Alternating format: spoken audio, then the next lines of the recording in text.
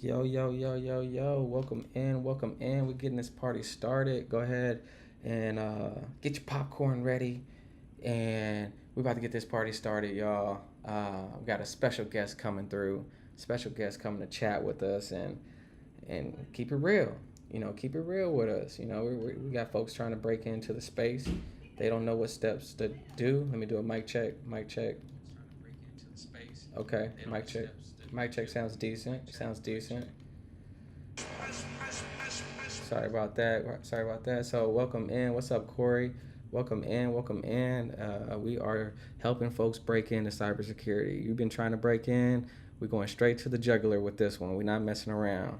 Straight sauce. If you've been struggling, I want you to come up, get your questions answered. If you've been stuck in certain hurdles, trying to break into the industry, holler at us. Let us know what's going on. This is what we do. So we are streaming live on YouTube today, but guess what? And I'm gonna repeat this again. Guess what? We're gonna be on LinkedIn soon. I figured it out, y'all. I did some testing today. LinkedIn is gonna be popping. LinkedIn is gonna be popping. I see the special guest is in the building. I'm gonna go ahead and switch up the scene, get them up here, and we can get this party started. One moment.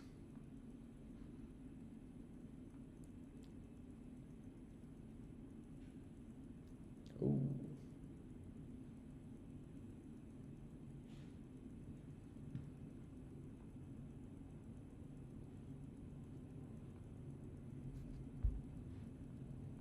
Looks like I'm having some Wi-Fi issues.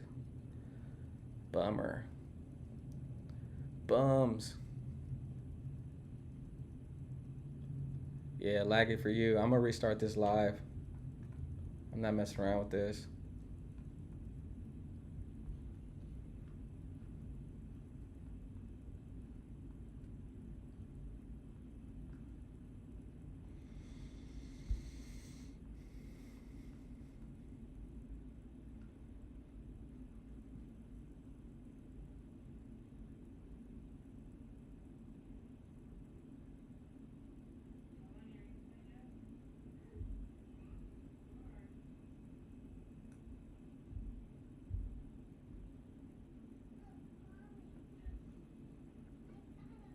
Hang us with if you're on YouTube, hanging with us. We are working on some technical difficulties. The last couple of days have been pretty spotty.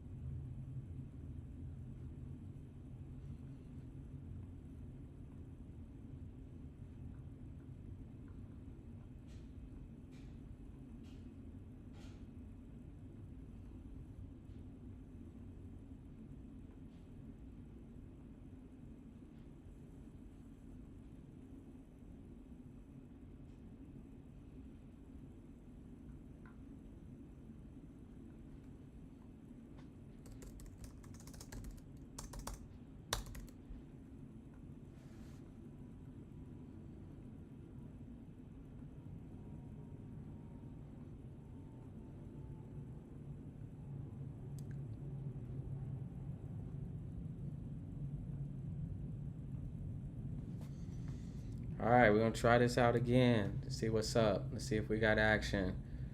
You're looking to break into cyber? Come holla at us. Come chat with us today. Today is the day. Oh, got some broken images. What's going on over here? What is up with that?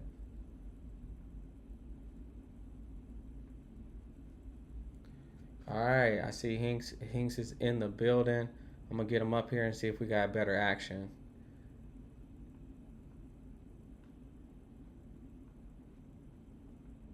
Let's see. All right, bro. You should see a request come through.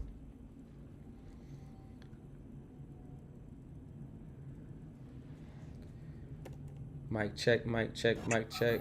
What's up, man? Yo, can you hear me? Yeah, yeah, loud and clear. You got me? Bad. Yeah, man. Yeah, man. We're gonna try this out, man. We're gonna see what's up. I know the quality has been very interesting lately. Like sometimes it's good, sometimes it's not good. So we're gonna work on it. We're gonna try to work through it. But how you doing? How you doing today? My bad. I'm doing good. Shoot, just a regular work day for me, realistically. Nothing went too crazy. Yeah, man. Yeah. We're gonna let some folks get up in here. I appreciate you, coming through and chatting with us. I saw your profile and your account. The content that you post is great. Fire content. You delivering, man. You for real delivering on awareness, and folks don't have that awareness. There's a big gap right now, and they don't know what to Yep. do. They don't know where to turn. There's a lot of noise out there that I'm hoping that we can unpack today and talk through. Nah, yeah. There's a lot of people that just chat GBT up videos, I feel like, and rather than like actually understanding the topic. Because, at the end of the day, working in cybersecurity, we're all niche based. We're all specialists in one thing, and that thing is what we do to get paid. So instead of, being as generalized, niching down, I feel like is the biggest problem people have when trying to break into this industry. Yeah, and we'll probably have you take a deeper dive on that generalization and then niching down. Like I agree. Like there's so many things that I have to collaborate and work with folks on because I simply don't know, and or I don't know right now, or I don't know today. So learning, leaning on folks, cross pollination, learning about different roles that other people are doing is how I'm growing. Exactly. And collaboration is crazy because people don't even realize like one of the biggest misconceptions is you have to learn how to code to be in cybersecurity. And I'm like, realistically, coding and networking is not small, but I would say under 50% of the actual roles out in the industry, I would say. So it's like, and I tell them I don't code as I'm an IM engineer.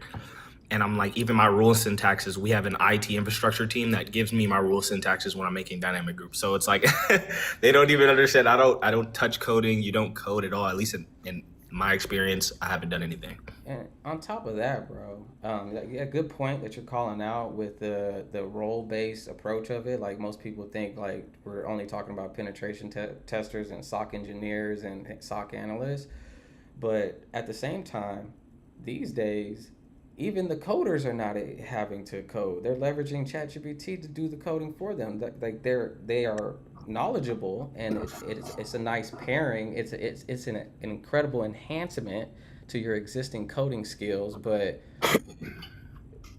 I've been doing some DevOps lately, and I don't code. Yeah. I don't. Yeah, and another thing is I didn't realize how much we leverage Copilot because I'm in a Microsoft company, so we use all Microsoft. When I tell you everything I do, I just on Copilot. If I don't understand it, it's just straight to Copilot or straight to our account rep for our license and everything we have. So it's like most of the time they're gonna give you a cheat sheet. At least with Microsoft, there's so many help pages and recommendations. So it's like you're gonna use AI so much in the job you don't even understand it. And it's a lot. So let's just dive right into it, bro. We got a few people in here. Y'all welcome in. Feel free to request stuff if y'all want to chat and interact with us. But we're gonna dive right into it. So let's talk about the elephant in the room, and that is the level of effort that folks are applying or not applying to being able to either break in, stay in, level up. Like what's up these days? What's up with the momentum that folks have or the lack thereof? I don't I don't know why people have no momentum, and I'll say this because I've talked to people and I'll ask how much they're applying and where they're applying to and things of that nature, and they'll tell me they're applying 5 jobs a day, and I'm like, I was hitting every job site. I was hitting 40 a day was my goal, and I had written on my whiteboard on the left of me every day I was applying to 40 jobs, and I would use like 6 or 7 sites. Sometimes they be doubles, but I'm gonna get near 40. I'm gonna get as much as I can get out of the day. And also location. I was willing, everybody has different circumstances, and you can understand that. But at the end of the day, you're chasing, not chasing glory, but you're chasing a stable career and something that pays well, and they'll even pay for your relocation. So the more places you can relocate to, the more options you have. So I get exactly what you're saying, because it's just people just don't seem to want it. But like, you can lead a horse to water, but you can't make them drink. Can't You make can't them force drink, somebody to have that man. drive. And you definitely not you're definitely not going to allow for them to have the same level of output that maybe you would put out there. Not everyone goes into this monk mode and just starts going ham on, I'm going to break in, I'm going to do what it takes, and go crazy on the learning digest, aligning with different mentors out there, different communities, trying to do projects and all this other stuff. Not everyone's going ham like that. So I think that it's definitely a combo thing. It's not just if you do this one thing, it's gonna get you through. What would you say to the folks that it's like they feel like they've done everything? Oh, If uh, you think you yeah, go ahead. I'm just gonna bump on my mic a little bit. I heard that it's a little low. All got right, you, got all you. right, all right. Yep. Why? Can you give me that question again? Yeah. This is a So little short. I'm over here just thinking like not everyone is Hinks. Not everyone is Nigel out here going into monk mode and going ham on just doing what it takes. But for the folks that are like, man, I've been doing everything. What are your first like initial questions to them since they say they're having gaps, they have issues breaking in? What are some of the first questions that you're asking them? All right, there's gonna be some sauce. All right, y'all. So basically, I'd always like to ask where you're at in your journey, whether that be you haven't touched it, you haven't done a YouTube deep dive. I always have everybody do a YouTube deep dive, look at the different roles there are, because when a lot of times I'll ask people, what do you want to do? They don't even know what roles are. So I'll gauge where they are. And if they're at the point where, they don't even know what they want to do, now you have to go into YouTube deep dive of different roles in cybersecurity, and whichever one aligns with you the most, or the thing you can get behind the most, focus directly on that. At that point, it's getting the knowledge, and the knowledge, there's free knowledge, there's paid knowledge. I always suggest to get somebody that's in the industry for what you want for that role, and follow either a roadmap from them, or if you want to do it on YouTube, you can do that too. There's so much free content. You would just want to get the certs that are needed in that role. After that point, you got the cert, you got the knowledge. Now you want to display that on your resume. Projects are extremely important. At this point, you're getting at least 3 high level projects on your resume. Two if it's gonna take up too much space. I would always keep 1-page resume, so I liked something like that. So you would want to have 2 projects of either an entire capstone, or something large like not necessarily just onboarding applications, like privilege role management, things like that. For my instance, like creating PIM and stuff like that. Once you got the projects, now it's a point, oh my God, I'm applying everywhere, I'm not getting interviews, blah, blah, blah. Your resume sucks. So now you have to your resume will be the next barrier. Now you actually have to portray those projects well on your resume. And as you do that and show that you have experience using all these tools for these projects, they'd want the experience in the certs over just, a college degree, as people like to say. Yeah, I like that. You layered in a few great things, and if y'all let me know if my mic is all jacked up still, if I'm still low. I'm not. I can bump it up a I little. heard good for me. Oh, I'm not okay. gonna lie. Cool. Yeah, you said some good things about the projects piece as far as like, capstone, and you want to level up. You want to go in stages. You want something that is obtainable. What they say, some low hanging fruit. Get some low hanging fruit under your belt.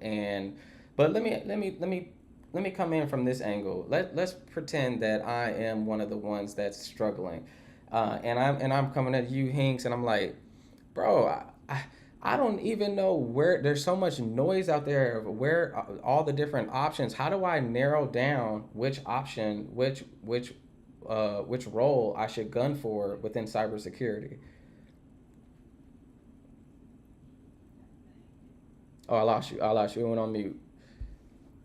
Sorry, I always like to tell people to just pick something that they'd be more passionate about, whether that being, if you don't like the code, you could do something like being a forensic analyst or, vulnerability management or GRC or something not as technical. You can do that, and they're lower barrier to entry, I would say, even though there's just a large quantity of people doing it. I would tell them that. I would also say it depends on what you're good at. If you're good with numbers, if you're good with like equations and solving problems and things like that, maybe you're on a more technical side. You want to be an engineer of something. You want to maybe move to like an architect type of role.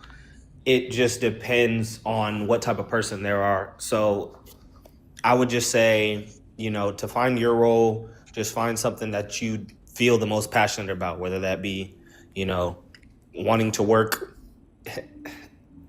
I'd say get as much knowledge as you can about the roles, because people don't even realize as a SOC analyst, they're going to be working either 3 shifts. You're going to be working overnight, you're going to work midday, or you're going to like it. And most of the times when you get in as a SOC analyst, I hear that you're going to be on a midnight shift because you don't have the seniority, So it's like people don't realize these things. Do a deep dive. You gotta know what it's like to in that role. Look at somebody. What's a typical day look like for a SOC analyst or whatever role you're pursuing. Just get that information, because there is a lot of free content out there. So I like that, bro. Everyone, you know how I do it. We welcome folks up. You want to come chat, interface with us, just request up, and I'll check your profile, see how you're looking over there, and we'll let you up. But all right, so we got several people in here. Let's just do a quick little, who is Hinks? You don't have to give any extreme details, but just get folks caught up with who you are, where'd you come from, what you're doing in the space right now, and some of the glow up. Shoot, I'm just nobody. I'm a regular guy. Always worked I was working manual labor jobs, but it was like I was trying to do everything. I tried, drop shipping, tried the whole e-commerce thing, and I tried not trading, but tried to do like Amazon FBA and things. I just tried a bunch of stuff, and nothing was really sticking like I wanted it to. So eventually I seen cybersecurity, and I'm like, I've already been in a background where I like to play video games competitively and like built my own PC and done things like that. So I was like, cybersecurity be something. Started on that path. A year and a half, didn't really have any like full direction of where I wanted to go. Then I heard about IAM, and then within 2.5 months of me learning what IAM was and getting my first cert, my CyberArk cert, I had 4 offers. So I was like, that's just a large frame, once I niche down though, instead of just trying to get general information, like be getting Sec Plus, just getting the Google cybersecurity cert, getting the Try Hack Me cert, like instead of trying to like cert hunt, I focused directly on my niche, and then that gave me the most success, I would say. I got you, bro. So would you say that let's try to dissect it even more for the folks that are probably like, nah, that was a period of time when we needed all those engineers. Now they're all filled up and ain't no more roles for us to get. They're all taken. Is this true? Are all the roles taken? Is identity access management still hot? What's your take on that? I've only been in the industry since May of last year. I got my first not necessarily my first role, but my first fully stamped full-time role. So it's like I can't really, I don't know. I'm not going to say the job market just changed that much in 10 months or such. It's just I feel like people just aren't actually putting in enough elbow grease for it yet. They're not really sore after the workout of putting in applications and doing all this stuff. I don't feel like they're actually putting it to the full capacity of what they can do it. Okay. I'll peel back a little bit. I know that you got a community out there, bro. And let me welcome a few folks in. What's up, Tom? I see you over there. What's up, Nighthawk, Metro? That Cyber Girl, Cyber Secrets. Keon. Yup. Several people. What's up, y'all? Welcome in. Feel free to request up. Come chat with us. So you said the elbow grease thing, and I resonate with that. But would you say that well, let's pick apart one thing, the resumes. When folks are walking around saying that they got grade A resumes, do they truly have grade A resumes, or is there some gaps over there? Not probably for the tech industry, because I always tell people this is the most different interview process I've had for working anything. I've done a bunch of stuff, so it's like I would definitely say going through multiple rounds of interviews and screening calls and things like that. People don't actually understand what they're actually like applying for. They may not know something about metric wise, or having the same skill sets as these resumes. They just put it in the chat GPT and ask it to change it for them, and they just do that.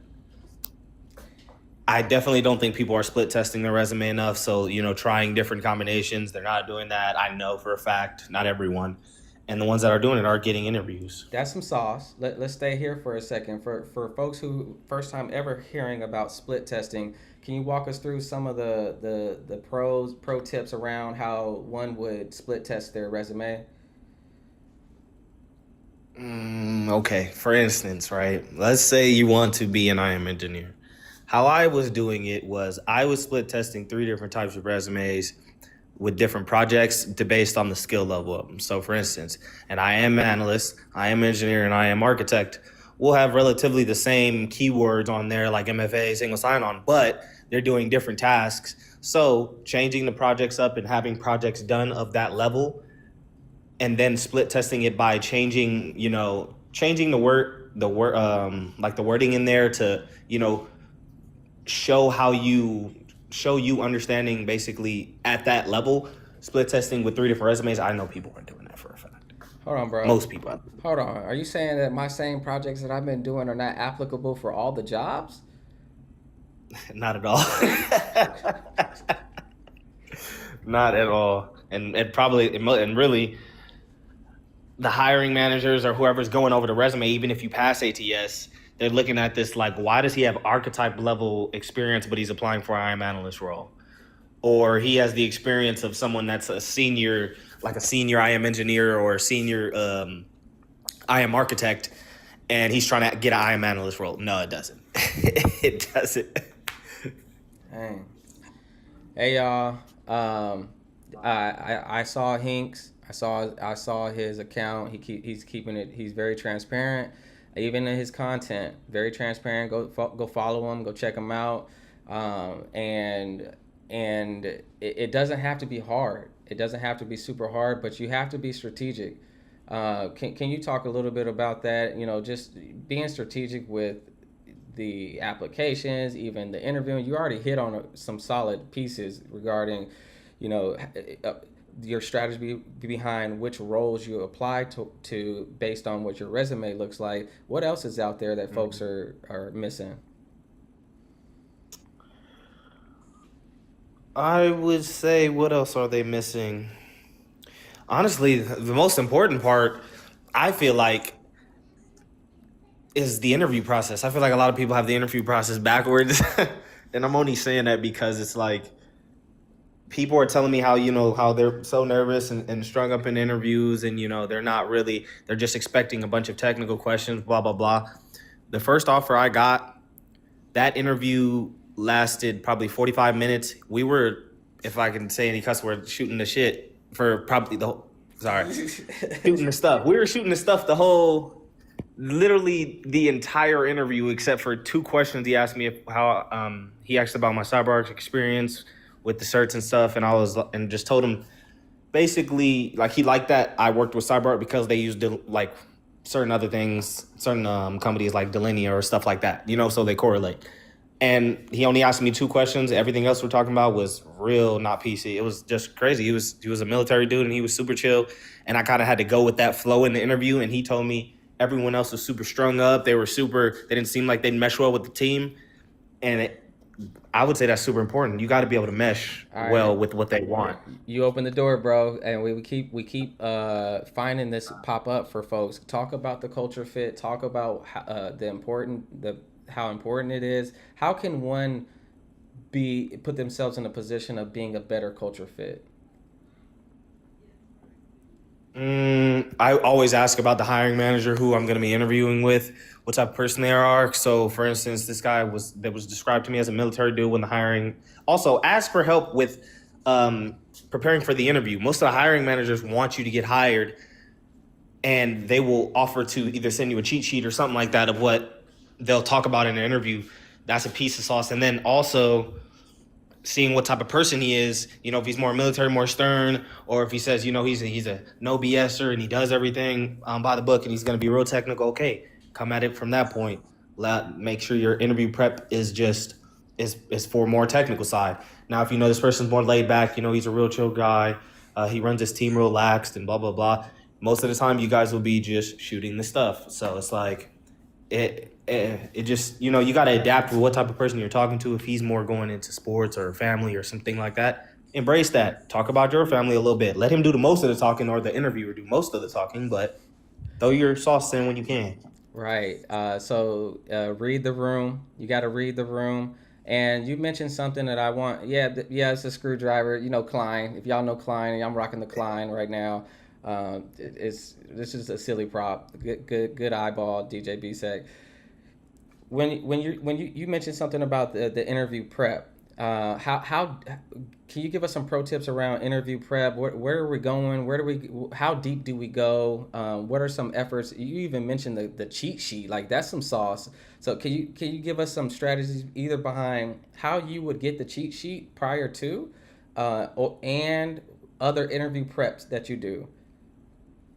I would say it leveraging AI. So, for instance, you know, putting in the job description and what they want, and then asking, you know, ChatGPT or Claude or whatever you use to give you out a bunch of interview questions. Honestly, though, the super sauce of it is like most of the interviews that I've talked about, all the questions came around my resume.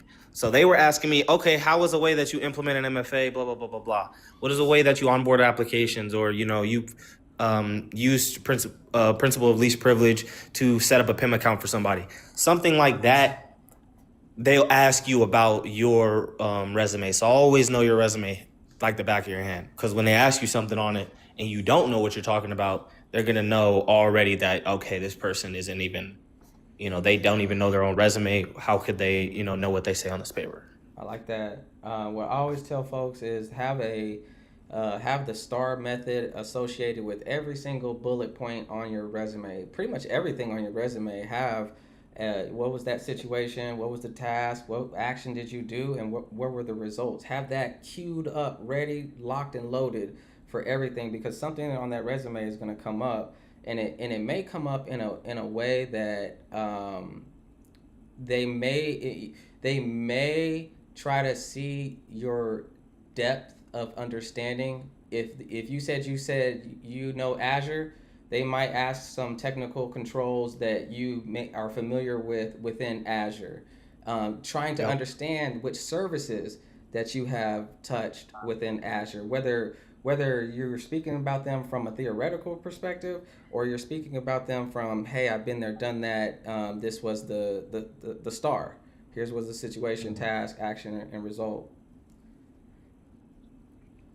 Exactly.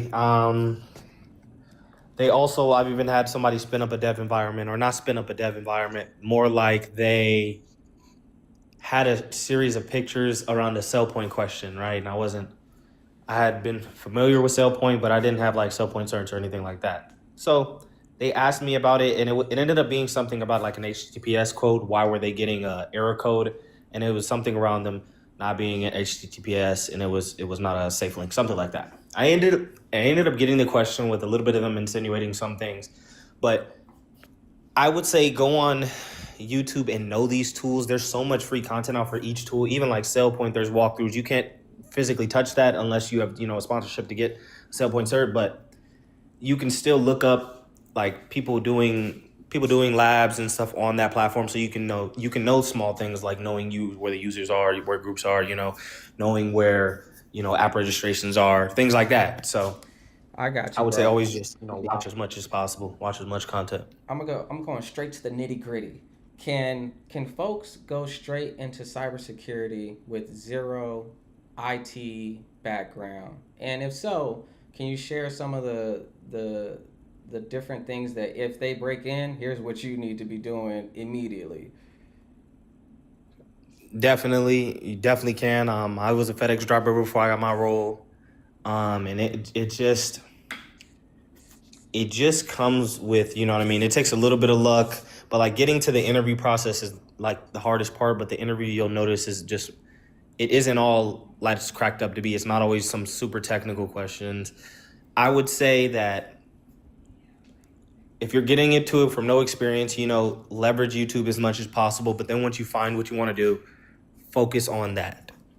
Focus on that thing. Focus on knowing what to do with that and as many tools as you can learn, but focus on one or two realistically. I like that. I like that. So once you get your foot in the door, or once you get to the interview, or once you're preparing for the interview, you are information digest. Is it a frenzy, or should they folks be taking their time? Is this a It depends marathon? on how long your interview is. Honestly, if your interview's next week, you need to do your deep dive that entire week of the tool set, just to whether that if it's Azure and you have an Azure sub for like a P1 license or something, then you can go in there and actually use the dynamic groups, use things like that, use the conditional access, and like be able to do another lab if you need to refresh. But yeah, I would say you need to go back on your deep dive right before the interview process as well. And make sure you keep applying even after you get one interview, because most of the time it's not going to be on the first interview. I got you. I'm gonna pivot just a little bit. So when it comes to like folks that they get the interview, so I got the interview, and how much, um, let's see. First, let me reset the room really quick. I see Gladys over there. Welcome, man. What's up, Signe?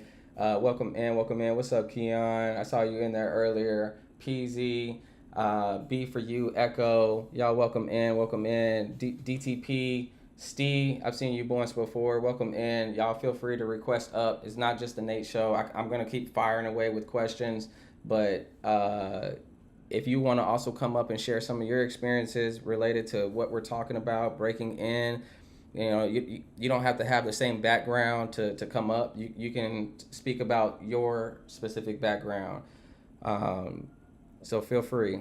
What's up, y'all? All right. So let's see. So once you figure out where you want to go with this, I get it. So start information digest mode, but is this a marathon thing, or is this continuous learning, or is this like, or you learn that niche piece, you in the door, and then you just start doing the work? How I feel like you're ready is after a point where one, you have the labs portrayed on you have your resume set up, and by that I mean you have 2 or 3 certs on your resume, which means that you are knowledgeable about these things, about security processes. I try to tell people to get Sec Plus, and then 2 vendor certs. That's usually perfect. And once you're at that point, then you want to have labs that you can portray in different environments, whether that be Okta or like Entra, or any of these platforms that you can just get a subscription for and do. I like Have that. those on your resume. I would say have 3 or 4 of those of you doing actual like full, I would say medium to higher level projects, maybe of an hour or 2 hours or so. Then at that point, your resume would be ready enough for you to actually start applying to these places, is what I would say. No, I got you. I got you. It sounds like it's a nonstop thing, is what I'm gathering. And I see we got Gladys up here. I'll let Cyber Secrets up here as well.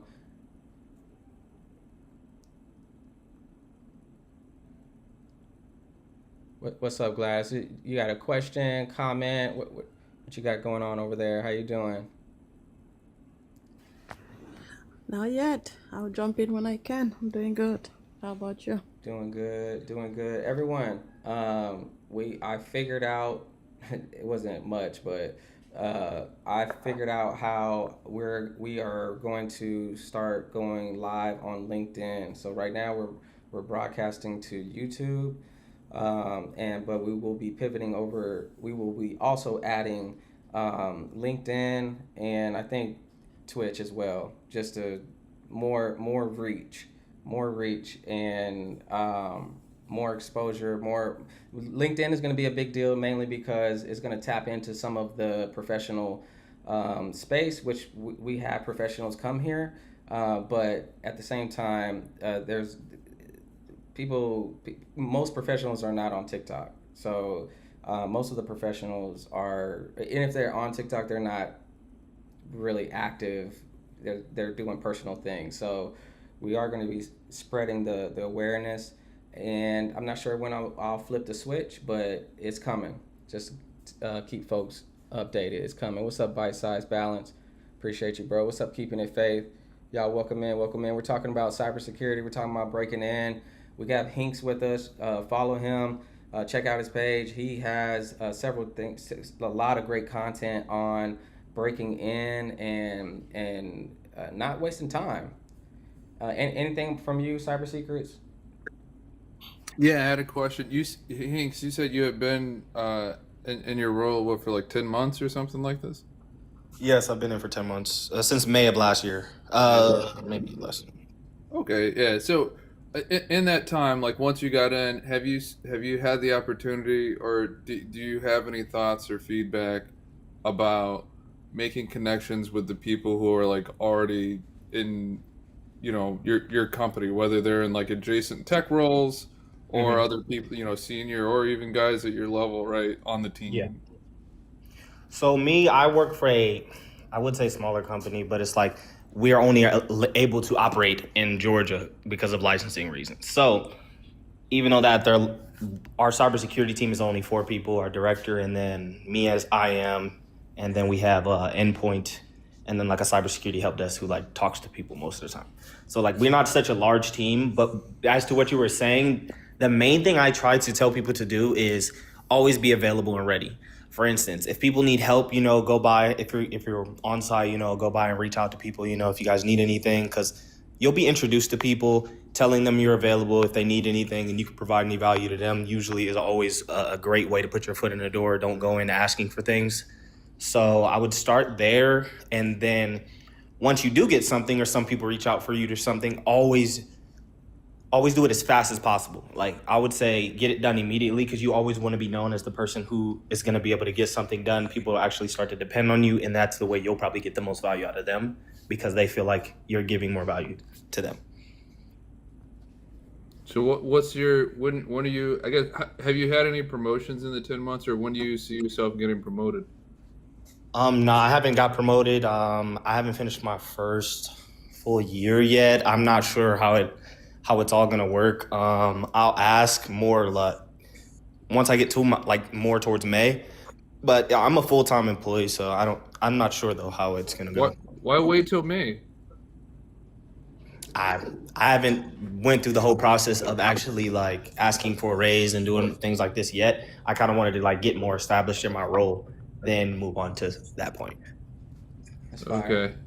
But if you got some sauce on that, I'll greatly appreciate it. For sure. Every company is different, right? Like I've been at companies where, I've been promoted in less than a year. Like, that's happened more than once, but it was like weird circumstances. But then also having discussions ahead of time with bosses or managers, like, hey, this is where I'm trying to get at and be at, make sure I'm on the path. Because think about it, if you wait until after the fact, now they're going to get you, right? They're going to be like, well, okay, this year's over, so we'll work on getting there next year. Now they're going to be dangling this carrot. Like, if at 6 months you're like, all right, been here 6 months, like, what are we doing to get to, the next level? Or what's the next level look like, and how long will it take for me to get there, in your opinion, right? Or range. Now you've set up the expectations on their side, your side, and you guys can work together versus you just leaving them with the control. Like you don't want to give them all the control. Nah, I appreciate that for sure. All right, I got a quick Probably question. within next month about show, if anything. Let me sneak one in there, and then Bite Size Balance, if you got something, feel free. What you mentioned that you're working for a smaller company. What are some of the pros when it comes to working for those smaller orgs? And I say smaller, like relative, because they're doing over $5 billion a year throughout their entire conglomerate. So they monopolized all the blue buses in the place that I'm at. So like no one in the state can use blue buses, but they're leveraged to all the school. Like they just have something like that. But when I mean like, for instance, like Truist, we're not a Truist level company. The good thing about the smaller team is I feel like I've been basically there building the company cybersecurity up, And for instance, they didn't have, for instance, like Windows Hello set up to the bit for business. They didn't have things like passkey set up. When I came in, they wanted to emphasize more on IAM and actually got those set up. So I had to go through that, and those are things I can also put on my resume that I've done as well. Setting up for environment of however many users your environment is. Ours is like near that 10K mark, so it's just I would I can't even really like say it. I think that's fire. For me, working for those smaller orgs is like you have to wear so many different hats. But your org almost sounded like the way you described at least the revenue side. They may not be so small. They sound like they definitely mid-sized to enterprise level for sure. Yeah, our license or whatever, we're the largest, at least consumer for them, for Microsoft, in using their basically their platform. So it's like we have a nice size account or whatever, but we're still not utilizing it to everything we can, and we're still building it, and it's just getting better and better. And those are all things that I feel like I can portray on my resume, that I'm helped build a company from however many users to however many users. And if you want to stay at a company longer, you can. I'm probably going to stay there for a little while just because the environment's nice and the workload isn't crazy for me. Nice. What you got over there, Bite Size Balance? What's up, Tavis? How you doing, bro?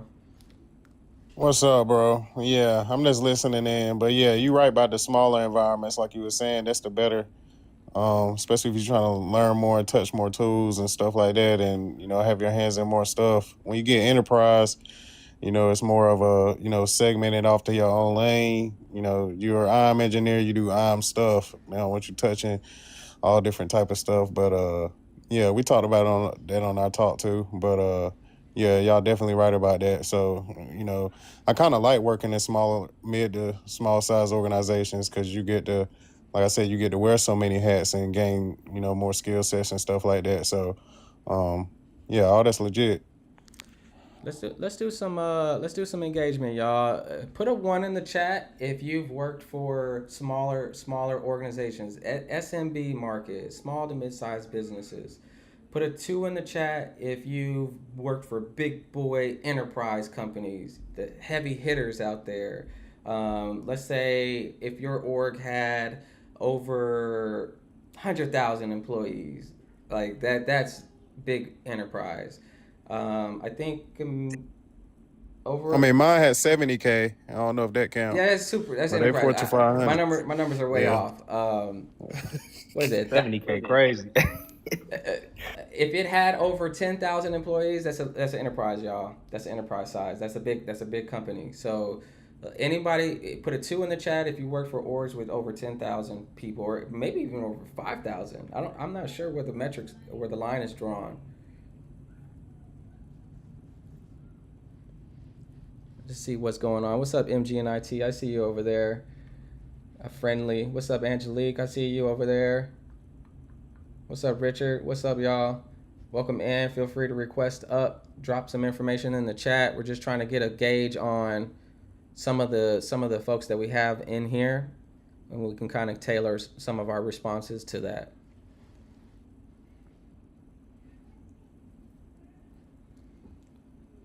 All right, we can roll over to another question. I can ask one, or someone on the panel, feel free, jump in there. Or share an experience. You don't have to pose a question to Hinks. You can shoot an experience, or anything coming up for you, Hinks. Anything from your end on something that may have been bubbling up in your thoughts. Nah, something I'm working on now though, learning is I'm basically pulling like an IAM project basically to where we want to move basically at least 40% of our static groups into dynamic groups. And at least for things like heavy machinery and things like that, we want to move over. So I'm doing that right now. That's interesting. The dynamic group isn't really the hard part. It's, making everything match, because you start to realize how much a company doesn't really realize, job codes are for certain things, but they're also for other people's things, but their jobs don't correlate. And so you'll run into snags like that is what I'm running into now, but it's just a process. Nice. I want to lean into something that Cyber Seekers was kind of tapping into a little bit, and that's the mentorship side. What's your take on mentorships? How do you advise folks that are just like breaking into the space and on mentorship? I mean, the more you know when going through the process of learning, the more you know, and the more you have somebody that you can, reach out to that can, provide guidance like that, the easier it's going to be. So I don't put out mentorship. I don't like put down people, doing mentorship and like learning. I would just, my guidelines for that I always tell people is, one, make sure they have a lot of free content already out there and that they're actually posting actively. Two, make sure they're available. So like in the Discord, if they are supposed to do, if they're supposed to do events or things like that, and they actually follow through with those things on time or so, like for instance, doing this event right here, doing things like that, free content, and make sure they're available. And also, I would say after make sure they're actually in the industry that they're in, and actually doing that as a main thing, I would say too, because people can tell you, how they can always just tell you how, you can apply here, you can do this, you can change your resume, blah, blah, blah. But like them actively being in the industry, they can help you reach out for things. So for instance, like learning new, like newsletters. So for instance, like learning new news coming out. I watch Dr. Gerald Augers for Simply Cyber every morning. They'll reach out to you with something that may be in your industry. Making those connections is important because, you may get information that may help you too. Gotcha. Now, yeah, go ahead, bite size. Oh no, yeah. Yeah, that stuff, all of it is important. Like I was saying, I don't watch Jared Auger a couple times too. He got good stuff, but my main source is Bleeping Computer. That's why I find out about a lot of the latest news, and that's really when I do my news segments and I do my updates on what's going on in the cyber world. That's pretty much the main source where I be getting a lot of my information from on my page. But yeah. Let's do another engagement, y'all. Put a one in the chat if you're already in the space. You already, like, you're working in cybersecurity today. Put a one in the chat if you're working in cyber today. Put a two in the chat if you are looking to get into cyber. You're working. You're putting forth effort. You're trying to get into cybersecurity. Just trying to get a gauge on who's in the room. I have an idea, but y'all help me out. One in the chat if you are in the space. Two in the chat if you're trying to break into the space.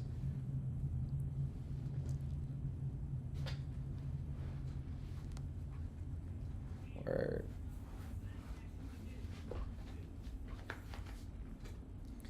All right, let's pivot. So Hinks, I saw the community, bro. You're doing some special things. It's active. Can you tell folks about the community, what you have going on, pros, cons, and if they wanted to be a part of it, like what are some of the expectations that you would have for folks joining your community?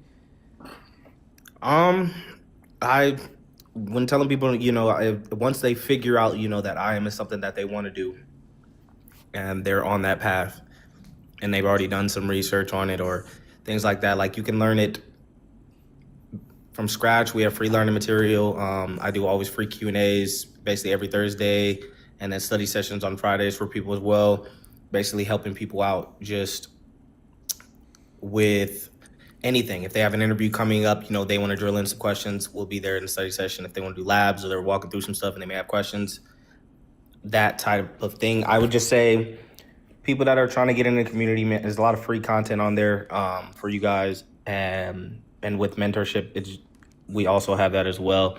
And it's just more of, learning IAM in a deeper dive, learning actually having labs to show that you've created a full capstone, like labs that are showing that you are onboard application. I try to preach only IAM things because I only have experience in IAM. So that's the main thing.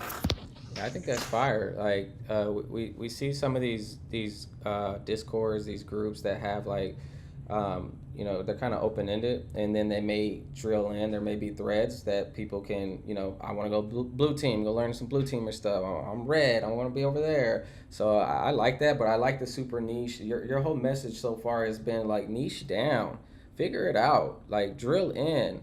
And would you say, when it comes to identity access and management, would you say that this is one of the different roles in different spaces that folks are is a great role to look at if they're brand new to cybersecurity?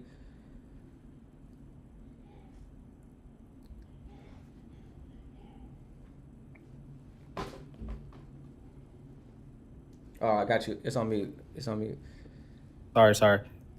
Basically about that, I would say, I'm sorry. Can you repeat the question a Yeah. little bit? Just Is just a it quick one. is this role like is this space the domain of identity access and management, is it one of the more easier domains out there, or is it equally as challenging as all the other domains that are out there? I think it's extremely easy to get into IM. I don't think it's too hard at all. You don't have to code in it. You're more learning like security protocols and things like that, like learning principle of least privilege, because you can learn the button click and learn where things are because you're not really doing a lot of coding. That's more on DevOps side.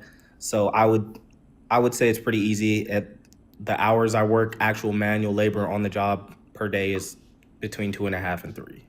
It's not a lot of actual doing things. Is I work ticket based, so we have our fresh service, and I work mostly with my tickets and have queues. But I do just have one other project. But other than that, it's not too much that I can do. I'm collaborating with other people, taking meetings with teams, just as the IM based to make sure they're not giving up too much access, things like that.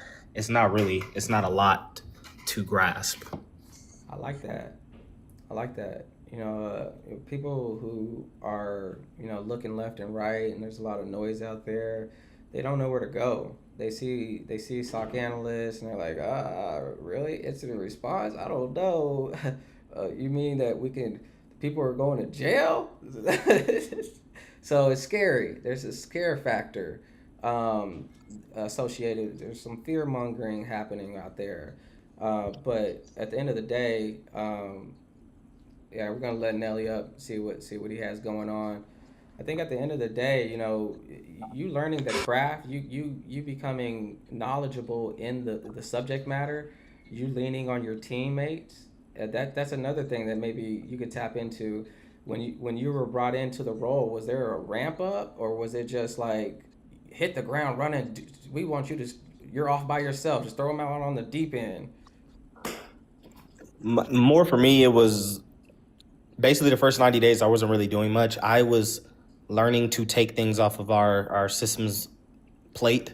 He was at 150% usage or 175% usage, and a coworker that works on endpoint was at 150% usage. So I was taking things off of their plate that they were doing for IM already, and that's all you will be doing. They will show you what you are doing. They'll show you the way that it's done to their standard, and then after that, you're going to take the reins, and they're going to expect you to complete that standard. But it's not super crazy. They really just teach you all the button clicking you need to know in those 90 days. And for that experience, whenever you were going through the interviewing process, were you able to gauge that they would set that new hired resource up for that type of success, as far as ramp up and give you the tools to be successful type of thing? I would say I'm not.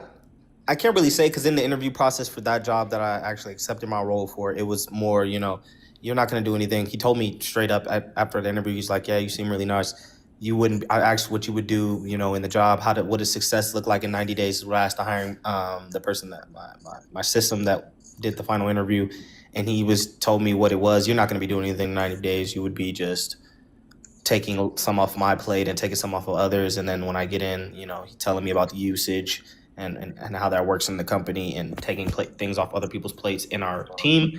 And yeah, he kind of set me up. So yeah. Fire. All right, I'll let everyone else jump in there. Y'all, we're running out of time, y'all. Feel free to knife in with some questions. You know, I want to talk about AI. So, how are y'all implement AI into your workflow? You know, as cyber professionals right now, It, like especially everybody who's in the field. and just speak about it from a general perspective. We don't want to know some nitty gritty details. That protect your organizations, everyone. Protect yourself, and at all times.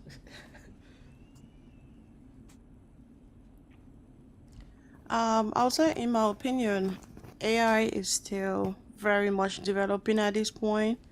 There's not much security teams can do right now, right? I think Wait, everyone wait, is wait, wait, still. wait. There's not much security teams can do it. What do you mean by that? What I mean by that is, I think a lot of companies are still figuring things out because they don't have the appropriate resources or even the finances to deal with the AI part in terms of security.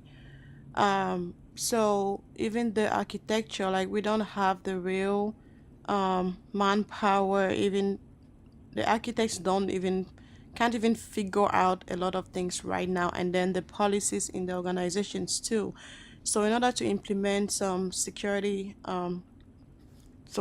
things around AI, that has to be approved, right? It has to go through different approvals. And if you look at it, different teams are trying to implement AI in everything they're doing, which comes back to the security team. So it's like, okay, all of these other teams, like in the support side, in the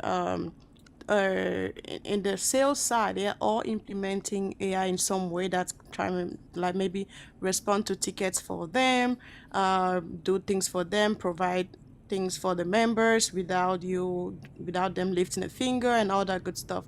But like on the security side, all those things they are doing so without considering what's going to happen to the security side. So I think it's for us now, security team, to figure out, okay, what should we do to make sure that the data that's actually going through these systems, it's not PHI, it's not PII, it's essentially protected.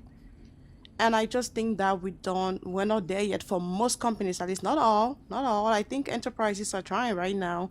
But in my personal opinion, I think that in the long run, I'm kind of on the negative side on this. I'm alone, but I think that in the long run, a lot of companies are gonna regret why they invested all this money into AI because of the security risk that's gonna come with it, and the security team is not there yet in terms of fighting back.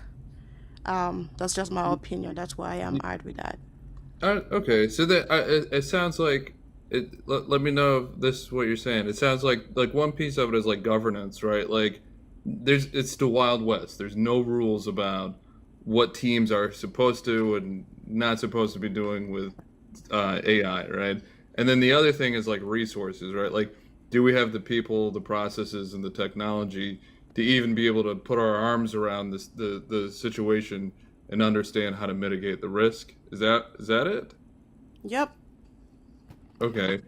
Have you seen any situations where maybe one is in place but not the other? Like, hey, we have governance, or at least on paper there's governance around what you should and shouldn't do, but due to lack of resources or just technical know-how, the security team doesn't even know how to stop the things or Yep. even monitor the things that they say we should be checking. Exactly. How, Exactly how, where I'm going to. It's on paper, right? But like, okay, do it. It's easier said than done at this time. I used to feel the same way. I feel like until I saw some of the solutions around, because it's all just proxies, right? Like it's, hey, how do we get in between the user or the machine and the AI model, right? Whether it's like self-hosted or somewhere out there in the cloud and whatnot. And then once we inject ourselves, basically play man in the middle, right? Like an EDR tool does, or a WAF or a proxy, right? Like once we set ourselves up as a proxy, do we have the structures or whatever? Like, are we able to then go, all right, this is what's good and this is what's bad? At the end of the day, like it's about like getting observability and then making sure that like whatever happens, like falls in line with the policy. So like codifying that those policies in a way so that we can put up the blocking or allow So, rule, so are right? you saying you've seen a tool that does that? We talked to CrowdStrike the other day, right? We talked to CrowdStrike the other day. Their solution's kind of half baked, and the only reason I know this is because last year I talked to a company that also had a solution, but it was way more mature, or at least it looked more mature than what CrowdStrike has. And what they have is just like kind of, they bought some other company. I forget the name of it, and yeah, it's like, um, okay, what are the allowed AI tooling that you're supposed to have in your company? Okay, now that you know that, you put that into allow policy. Everything else is blocked. The sensor, the way they have it right now, it sits on the browser, right? Because that's how most people kind of, I think, how most people use AI, right? It's through the browser, and so it's looking at the information that's sent, and then can either block, or when something is sent back, block, right? But And but then but also then give I you think monitor on I the think use. the biggest challenge with that right now is like, okay, you can put all these policies in place, like, okay, we'll block this, we'll block that, or whatever.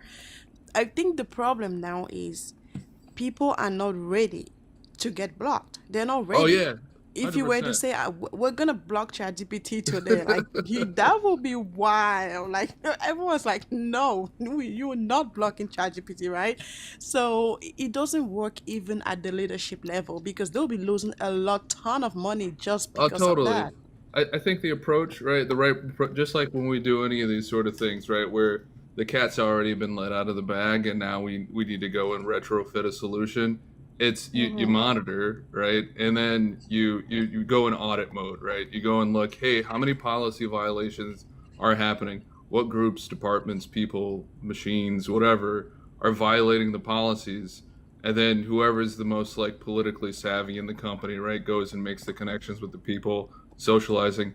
Hey, you guys are breaking the rules. You have this much time to comply, but like there's like serious risk to what you're doing, right?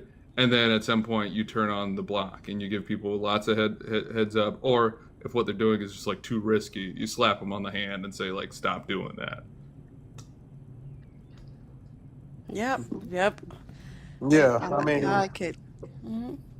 yeah, I mean, like AI, like I've seen, especially like at the enterprise level and even some mid-level companies, they now implementing their own internal AI, like large language models, like within their own company, so they can have better oversight of exactly what. Because I feel like the main issue with it is probably, Leaking um, secrets. yeah, data privacy. You know what I'm saying? So, like you were saying, you want to make sure that that's aligned with the frameworks that your organization needs to be compliant with, and then apply that to the models that you're using. I've also seen some tools like a previous company that I was like interviewing for. They was using like Sumo Logic, and that was like they have like sim platforms that's kind of integrated with AI that will like automatically tie like your events that come in through like security incidents and tie them to like automatically correlated with other events inside of your environment. Oh, And it's nice. like the thing is like the ingestion of that data, like where is it going? Are these enterprise companies trusting these third party companies with that data, and like what type of security is in line with those tools who are ingesting that data to external sources? That's something that also need to be audited and really checked in on before those type of tools are implemented into your environment. But Well, I mean, no, no, you're telling me that people are putting these companies in charge of their data without reading the Section Hey, 4 or hey, what 3 or 4 of the SOC 2 Type 2 hey, reports hold on, hold and on, hold looking on. at the third-party processors? Let me jump I mean, in. I'm sure they Hold on, are. hold I'm on, sure they hold on, are. Tavis. Hold on, hold Like, on. Let me get. I gotta respect Hink's time and availability. all right, you good. I only got him for an hour, y'all. Hinks. I think if you're able to hang out, cool. I think we need to walk this one down. And Tavis threw in the AI grenade, and now TikTok started lagging. So, but Hinks, any final words from your end, bro? We're gonna keep on, so we're still welcome to hang out with us. But any final words from your end? Oh, it's on mute. It's on mute. I don't think AI is gonna be big enough to the point where it's replacing jobs. I would like just fully replacing jobs out without human intervention in the next 2 or 3 lifetimes. So it's, I don't know. I can't really speak too much on it.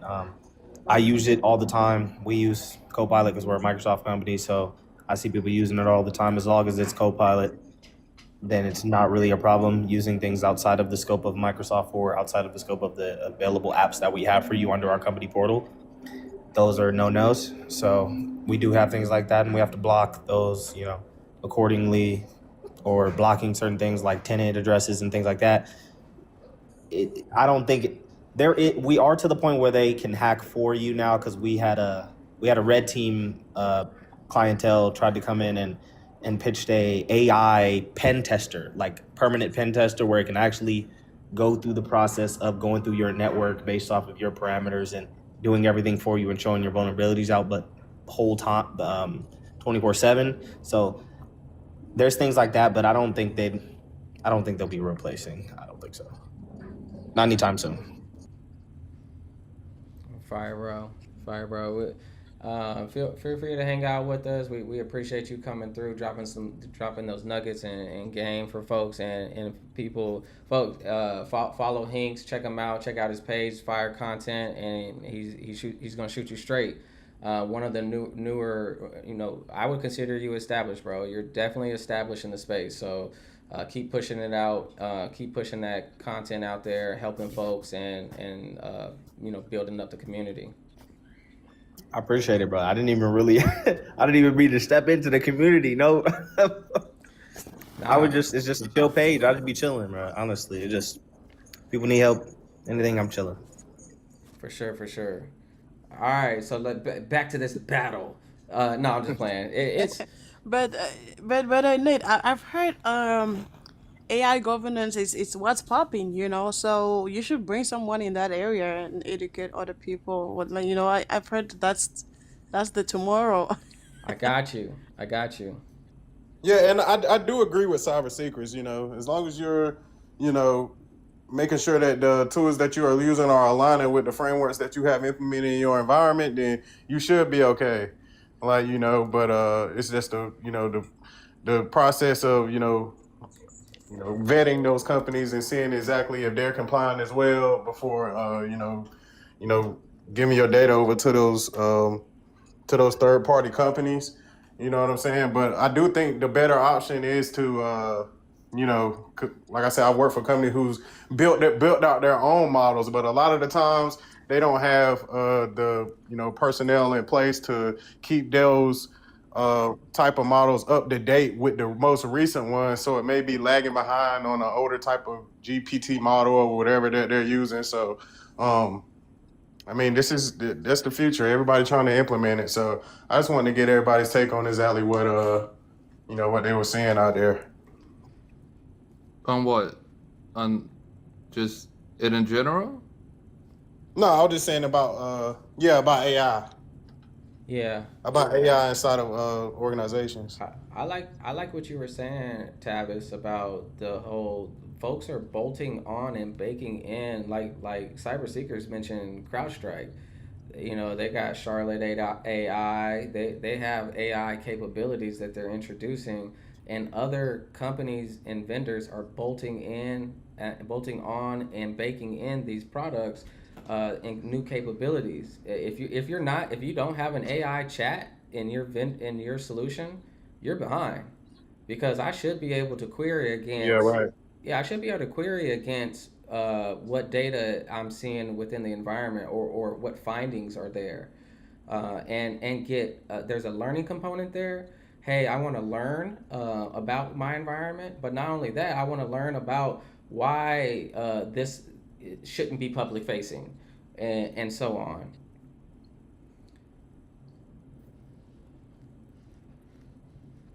Yeah, man, it's just interesting to see how they're gonna keep up with it though, because like I said, it's moving real fast, and I feel like a lot of companies gonna have to bring in somebody to oversee those systems.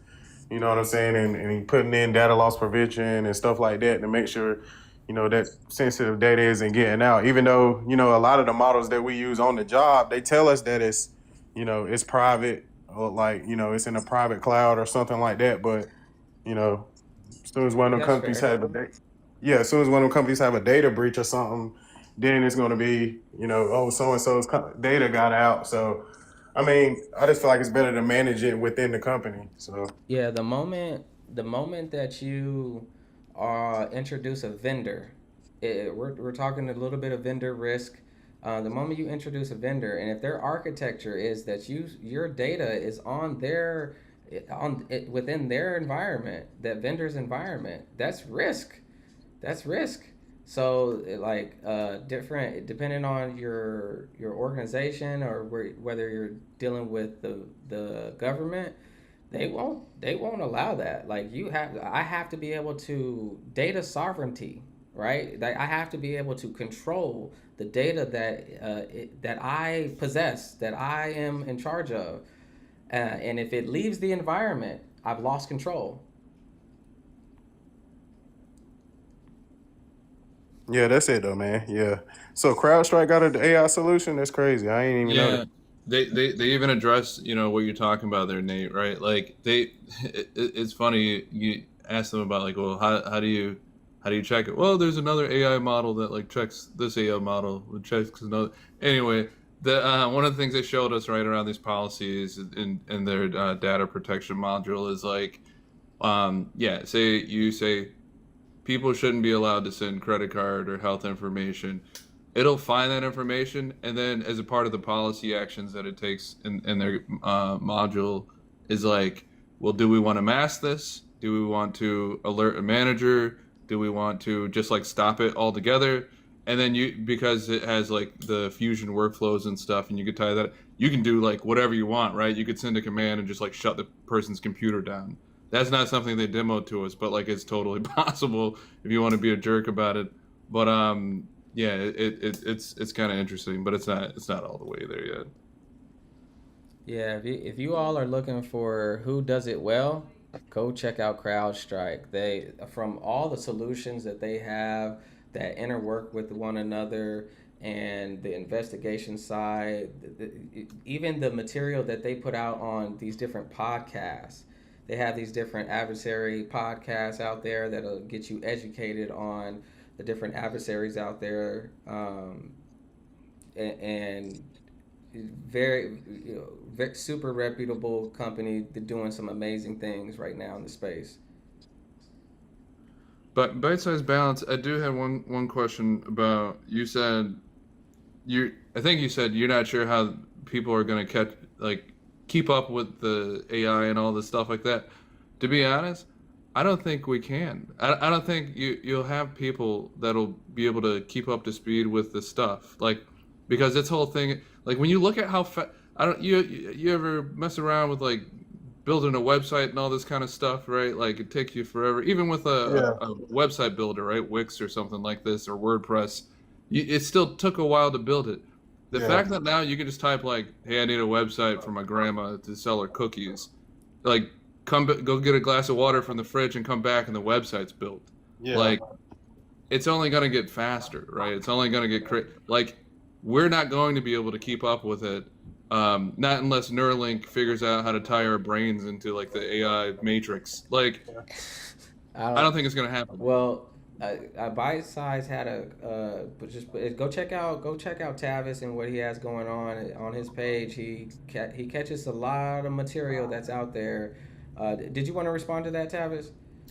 Nah, yeah, I mean he's right, but like, cause yeah, like I said, even the enterprise companies that I work for that did have it in place, it was behind. It was behind the actual models that OpenAI and those guys were using. So it was like they had it in place, but it wasn't like as efficient as what's available, out there, in the wild and stuff. So it's just like I feel like if you're gonna have this stuff in place, then you need to have that stuff up to date so your engineers and the people who are working on it can use it efficiently. So That's what you're saying, yeah. yeah, Yeah, I think the message here is power up. Uh, I got powered up and started doing some DevOps work just a few weeks ago. I'm not saying I'm a DevOps engineer, architect, analyst, or whatever they're called.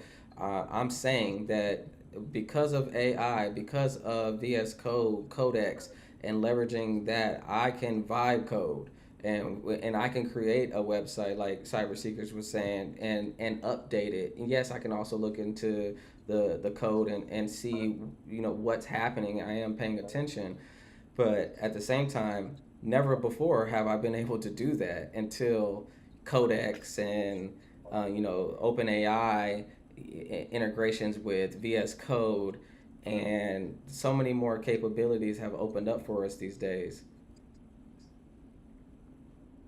Absolutely. Yeah, bro. Yeah, it's all good stuff, man. Like I said, it's moving fast, and everybody's trying to implement it. Everybody trying to utilize it in the best way. So it's just um, it all comes back to, you know, data protection and data privacy. To those frameworks and tying those to it, just like Cyber Secrets was saying. So as long as you making sure you got an eye on that and your private data isn't getting leaked, and from the cybersecurity side, that's the main thing you know you should be Yeah, watching and be worried about. So I would say, folks, go look at NIST AI RMF. Go look at MITRE attacks Atlas. Go check out all the different certification bodies that are offering an AI official certification, and look into, there's folks getting these certs, there's folks getting certed up and talking about it. And beyond that, there's other courses and stuff like LinkedIn, all your other companies that just create courses on AI. So tap in, get powered up, and be able to say that you are putting your hands on it. Don't just use it on the surface level. Don't just use it in the web GUI. Try to get Claude CLI or Gemini CLI. What swings at the plate, momentum, practice, exercises. Do something. Do a small project. Try to build a small website like I'm doing. Like multiple. Change pages. Get toolkitted up. Get your yeah, toolkit together. that's it though, man. Yeah, we're gonna wrap it up, y'all. We done. We done. I just had to get. We had Tavis dropping the AI grenade. Everyone Drop the drops that bomb in there, AI man. grenade, and it's OV. Like we it's too much to unpack there. It's a lot to unpack. So more to come. I will be reaching out to some AI governance folks. I'm already doing some hunting. Like I do, but if if you already have someone in your pocket, let me know. I'll make contact and try I to used get. to I used to work with a guy at ISACA who's doing AI governance stuff. He just released a guide. I'll send it to you. And I like to read those guides. I love to read those. I'm a glutton for information, y'all. So I love information. So kick me something, I'll digest it. But Yep. thank you, Cyber Secrets. Thank you, Tavis. Thank you, Gladys. Everyone who came up. I appreciate Hinks coming through and getting the conversation rolling. I see you over there, Nighthawk. I see you over there, B4U Echo. Several other people, Signe. Y'all hanging out with us. We appreciate y'all each time y'all come through. Thanks, Nate. Display. Yep. I'll see y'all later. Catch y'all next time. Have a good one. LinkedIn is coming. LinkedIn is coming, everyone. If you're still here, LinkedIn is coming. I figured it out. We will be launching to LinkedIn. I did figure it out. It's coming. It's coming. It's coming.